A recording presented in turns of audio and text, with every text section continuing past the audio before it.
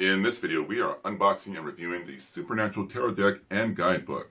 Will it live up to the source material? Is it something you should buy? And will using them open up a portal to Apocalypse World? For these answers and more, let's take a journey.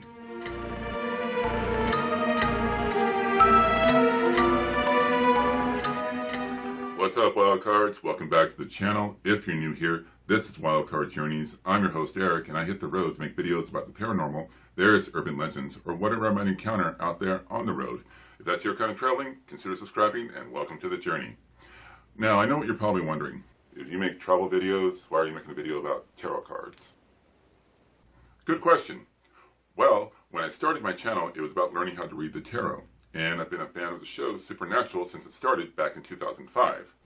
Oh, okay. So when this deck just recently came out, I knew I had to make a video about it. So without further ado, let's get to the review.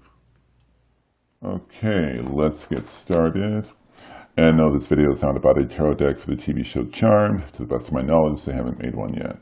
Alright, we have Supernatural, Join the Hunt, Tarot Deck, and Guidebook. On the back, Discover Your Destiny with this official tarot deck inspired by the TV show Supernatural. Okay, features original art of the Winchesters, Castiel, and all the main characters. Let's cut through the plastic here. Alright, pull this apart, see what we got. And nice! They got the Impala on the cover. Okay, table of contents. Oh, I will note in the minor arcana for this deck, it's bones instead of wands, pentagrams instead of pentacles, blades instead of swords, and goblets instead of cups. There's the basic definitions and such. Okay, what else we got back here? Ah, apple pie tarot spread. That's funny. Everyone knows about Dean's addiction to pie. What else we got here? Yeah, probably not going to use that one, probably ever. What else do we have here? Ah, the Team Free Will Tarot Spread. This is good. I like these. And of course, there's a tattoo they both wear to prevent possession. Now, whenever I get a new tarot deck, I always check out the major arcana first. It's just a preference of mine. Okay, you got Adam there. Let's see. Oh, that's a pretty cool world card. Okay. Now, the design on the back of the card is the Devil's Trap sigil, established in the first season to keep Meg tied to a chair, usually drawn on the ceiling, but sometimes on the floor. I thought it was an interesting choice to have both of them on the Fool card. I think a lot of people would have preferred it was Sam by himself. But keep in mind there's usually a small dog present as the Fool's companion to keep him grounded, which is what Sam and Dean do for each other.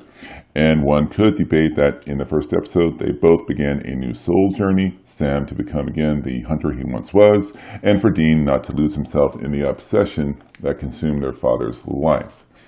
And now, okay, we got Chuck here, and oh, now you can't argue Rowena as the High Priestess, especially given her pivotal role in the last few seasons. But I still never really completely trusted her, and it is fitting since the High Priestess reversed indicates trouble with a deceptive woman. And if that's not Rowena, I don't know who is. You know what I mean? Okay, and we have Mary Winchester as the Empress. Very good call. They did put some work into this. I like that. I really do like the artwork on here.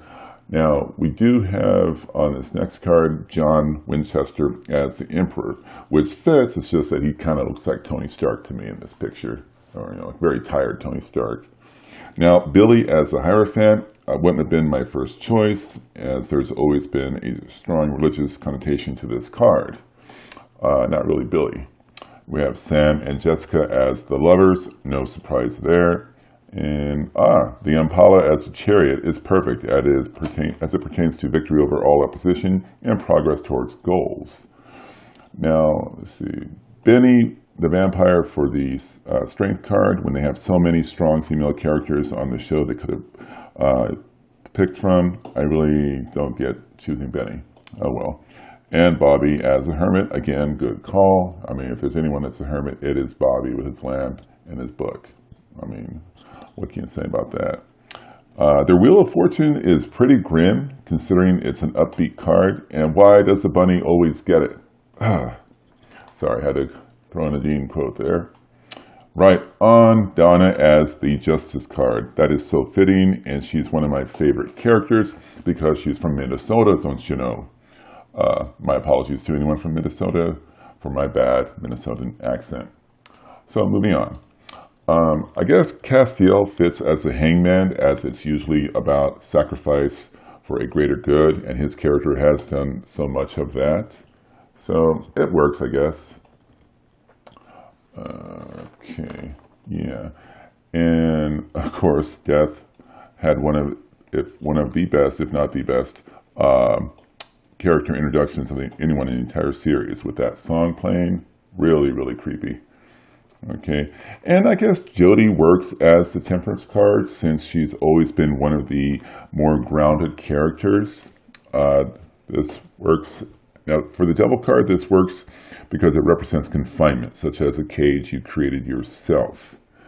So having Mark Pellegrino in there from that season that they were in, well, actually most of the series, since they were locked in a cage, that does kind of fit. And on the opposite end of that spectrum, you have Amara as the Tower card, which I like because it's about breaking free and starting over from the rubble, a jailbreak, if you will. And that's literally what they had her in, was a jail in a very cosmic sense. Okay, Jack's innocent and optimism is ideal for the star cards, as it's about a cautious optimism, task to complete before you can attain your goal, much like the steps he took to prepare in the last season. Okay, and what do we have here? Oh, the trickster, Gabriel, was all about stirring up discontent, which is a good interpretation for the moon card. Just always struck me as arrogant, trickster. But I guess with those kind of powers, I guess you can be. Now, Charlie as the sun card, once again, a good call. She's a very upbeat character. I mean, who really doesn't love Felicia Day? I mean, really, this is Felicia, sorry. And Adam as a judgment from the scene in the cemetery right before the big fight. What they say, he never got an even break. And yeah. And You and Me Against the World, Sam, from the musical episode. I really do like any scenes with an open road, so this is perfect to close out the major arcana with. Okay, so far what I've seen, I've liked, and always a good solid card stock as well. But yeah, this has been so far a really nice major arcana. One or two of the characters, I don't know if I jive with, but for overall, no complaint here. Again, you got these Witch's Trap on the back, good card stock, can't complain there. So let's move on to the Minor Arcana. I'm not going to spend a lot of time on the Minor Arcana, and you'll see right away. Now, the only real criticism that kept popping up in other reviews is that the Minor Arcana goes back and forth between picture cards and cards with just pips on them. Ash, okay, everyone's favorite roadie from Skinnerd. He occasionally goes ghost hunting as well in real life. I really like his show, Ghost Stalkers. Very underrated show. And of course, we've got Crowley. Let's see. And the other Meg, second Meg, I mean, and Old Yellow Eyes. I think he could have been utilized on a different card, maybe Tower or Devil, you know, easily. Knight of Pentagrams, Ghost Facers. Okay, again, some favorite characters of mine. Let's see. And then you have Kane as the King of Blades, is really the perfect choice. I actually met this actor one time, and he was just a really, really nice guy.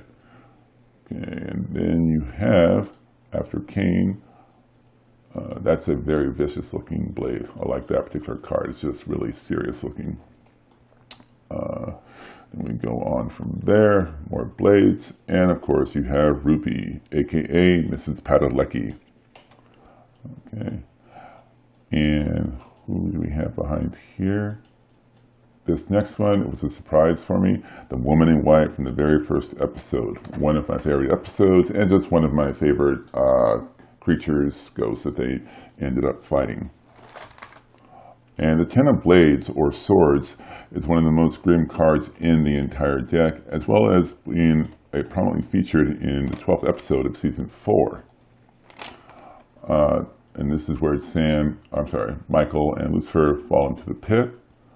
And of course, Ellen Harville is going to be the Queen of Goblets. That is just right on the money. and you've been garthed. Okay, they really got him well. I mean, just the way the smirk he has. Bobby, Rufus. I think a spin-off with these two would have totally worked. That's just my personal opinion. Like I said, it didn't spend a lot of time with the minor arcana. As you can see, it's a mix between picture cards and pips, And there you have it, my review of the Supernatural Tarot Deck and Guidebook. What do you think? Is it true to the source material? Is it something you would get for yourself? Let me know in the comment section below. And if it is something you would get for yourself or that supernatural fan in your life, then if you click the link below, you can currently purchase it for over 25% off its current retail price. And also, don't forget to check out these books based on the series that delve into the folklore behind the creatures featured on the show. Thank you for watching. I'm Eric. This is Wildcard Journeys. If you like this video, hit like, comment below, or subscribe, and you can catch all my adventures as I hit the road for the paranormal, various urban legends, or whatever might be out there. Thank you again, and we'll see you on the journey.